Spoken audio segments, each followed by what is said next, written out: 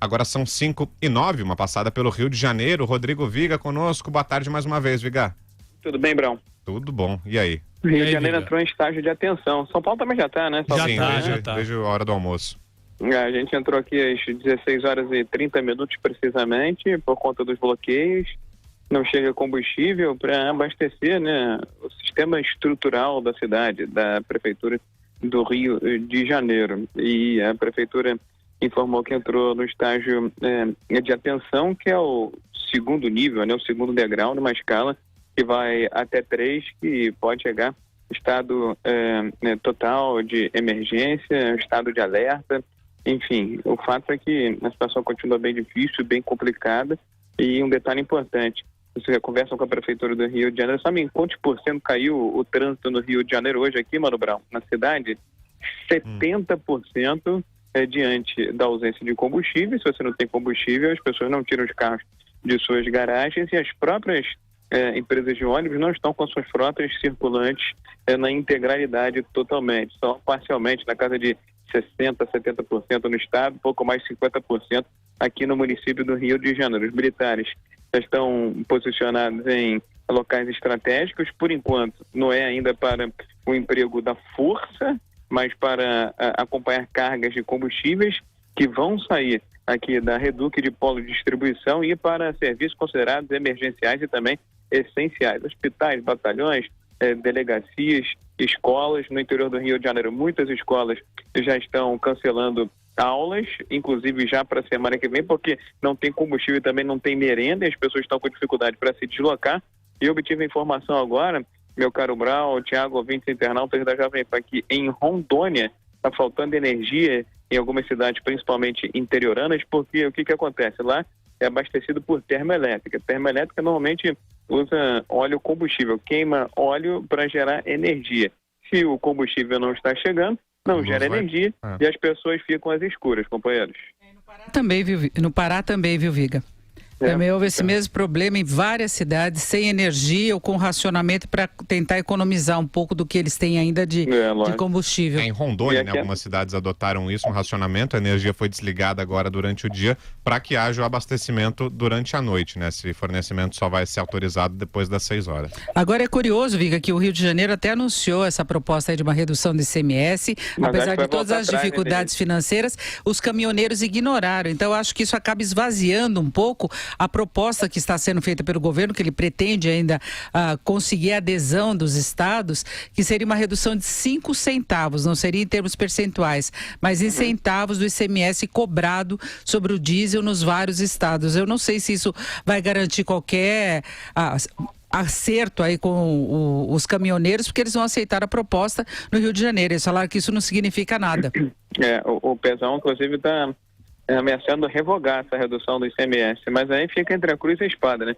Que tem um pedido de um governo federal que ajudou a torta e direito em Rio de Janeiro, com Olimpíada, com intervenção na área de segurança, plano de recuperação fiscal, ou se dá uma dura nos caminhoneiros. O fato é que existe sim a possibilidade do Rio de Janeiro revogar essa redução de ICMS de 16 para 12, como tinha sido anunciado ontem, em virtude do não cumprimento de um acordo. O Pezão tinha anunciado a redução 16 para 12% do ICMS sobre o diesel, exclusivamente sobre o diesel, igualando inclusive ao patamar o nível de São Paulo, desde que não houvesse paralisação hoje, tampouco amanhã.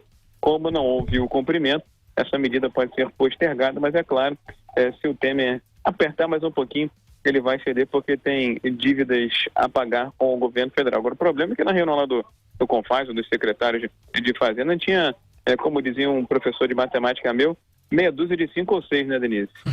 Agora, pelo menos o governador do Rio se pronuncia. Goste ou não goste do Pezão, ele se pronuncia, porque aqui em São Paulo, desde cedo a Jovem Pan está tentando falar com o governador Márcio França, mas por enquanto não tivemos nenhuma resposta. E não sabemos qual é a posição do ICMS, se o estado de São Paulo aceitaria ou não a reduzir ainda mais o ICMS, porque no caso o Pezão fazendo esse anúncio, ele iguala o ICMS de São Paulo com o do Rio de Janeiro, do Rio de Janeiro com o São Paulo, mas nós não sabemos qual vai ser a posição do governo de São Paulo, viu, Viga? Tem um detalhe importante, né?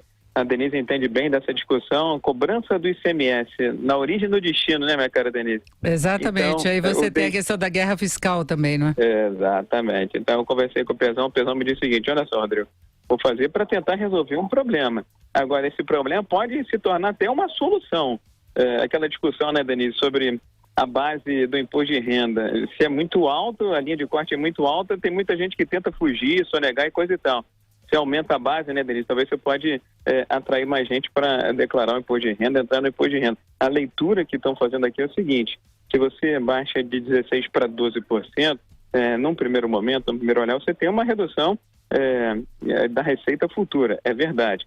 Mas se você faz mais embarques do Rio de Janeiro, e muitos embarques de petróleo e derivados saindo do Rio de Janeiro indo para São Paulo, no final das contas, você tem um volume maior de embarques no Rio de Janeiro, maior volume de cobrança de ICMS no Rio de Janeiro, no final das contas você pode até compensar esses 4 pontos percentuais de redução de diferença, né, Denise? É mais ou menos esse o raciocínio, né?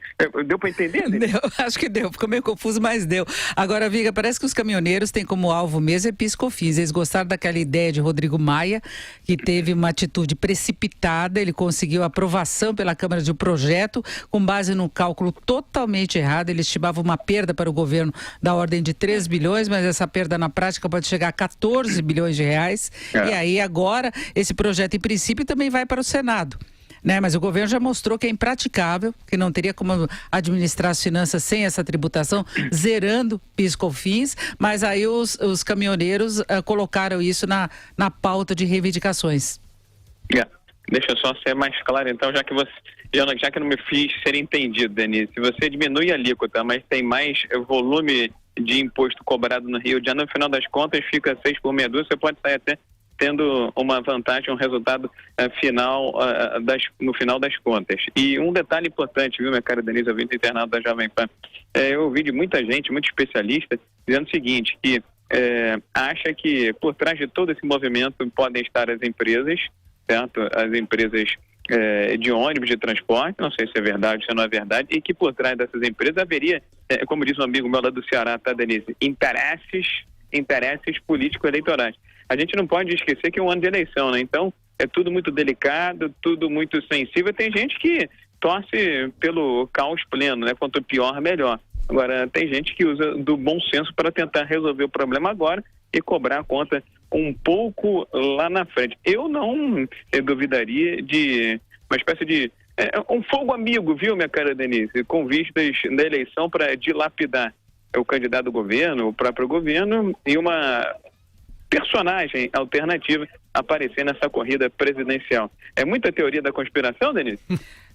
Foi uma mobilização que alcançou uma força que não se imaginava inicialmente. Parece um movimento muito organizado para se falar que é pulverizado, que são várias associações. O movimento... presidente da Anfávia estava falando isso com a gente agora. É muito estranho. Ele teve uma surpresa, né? Porque são em todos os estados. Certo que a gente cobra do governo, porque o governo deveria ter inclusive um serviço de inteligência. Né? Não, ele deveria ter um serviço de inteligência que cuidasse de buscar informações enquanto a mobilização estava sendo planejada. Agora, o alcance que teve pegando todos os estados, e eles têm um procedimento de não interromper a movimentação exatamente nas cidades. Né? Eles estão um pouco afastados das cidades, né? Então eles não incomodam a população mesmo efetivamente, então eles conseguem até ter um apoio um pouco maior, mas a gente percebe que isso não é espontâneo. É a força, assim, todos os estados resolvemos fazer isso, e não tem nenhuma associação com essa força toda. Até porque é 50-50, né, Denise? Parece, né, que metade dos caminhoneiros que rodam no Brasil, metade é autônoma e metade trabalha para a empresa. E tem um detalhe que tem me chamado muita atenção, eu conversei agora há pouco com o líder dos caminhoneiros. Sabe o que tem acontecido muito aqui no Rio de Janeiro?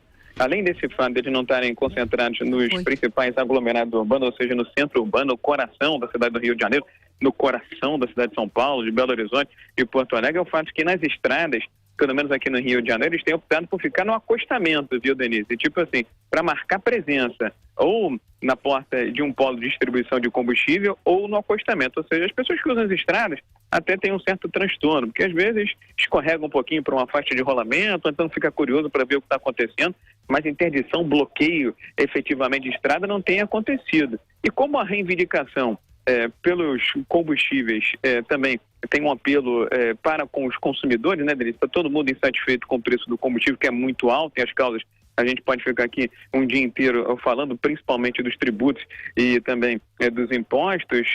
Tem muita gente que eu tenho visto dar apoio, solidariedade, já vi muita gente também indo no local das manifestações, nesses acostamentos, com um cafezinho, bolo, pãozinho, abraçando a causa. Tanto que aqui no Rio, os caminhoneiros que já ganharam a simpatia de parte dos taxistas, dos mototaxistas e até de motoristas de aplicativos, ou seja, a insatisfação ela acaba extrapolando para além desse movimento dos caminhoneiros e atinge todos os consumidores que fazem uso do produto, viu, Denise?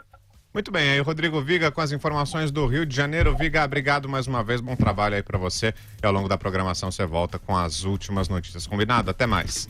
Ô, meu caro Brown. Diga. Desculpa, só para dar aquele tapa final. Claro. Eu falei agora aqui, o que a gente está falando e está aqui no Zap apurando, né? Mundo moderno, né? Claro. Assobiando e chupando cano, né? Assim? Isso aí. E me chegou a informação aqui o seguinte, do pessoal da intervenção, do pessoal da segurança, sinal verde. Vou tentar usar um eufemismo aqui, mas eu vou replicar exatamente o que eu recebi na mensagem dessa minha fonte. Manda ver. A ordem é ir pro pau.